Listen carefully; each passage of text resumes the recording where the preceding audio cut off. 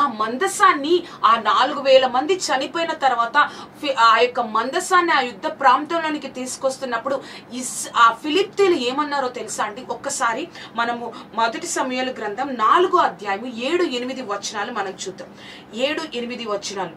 జడిసి దేవుడు దండులోనికి వచ్చనని అనుకుని, అయ్యో మనకు శ్రమ, ఇంతకు మునుపు వారికి లాగు సంభ్రమింపలేదు. అయ్యయ్యో మహాశూరుడగు ఈ దేవుని చేతిలో నుండి మనలను ఎవరు విడిపింపగలరు? అరణ్యమందు అనేకమైన తెగుళ్ల చేత ఐగుప్తీయులను హతము చేసిన దేవుడు ఈయనే కదా. ఈ మాట ఎవరన్నారు తెలుసా అండి? ఇశ్రాయేల్ ప్రజలన్నరా. ఆ యొక్క మందసం దండులోనికి వచ్చిన తర్వాత, యుద్ధ ప్రాంతంలోనికి వచ్చిన తర్వాత ఫిలిస్తీన్లు అన్నమాట అండి. ఫిలిస్తీన్లు ఆ విధంగా అనుకున్నారు. అయ్యో ఎంత ఈ మహాశూరుడైన దేవుడు మనం ఈ విధంగా ఉంటే మనల్ని ఎవరు విడిపించగలడు?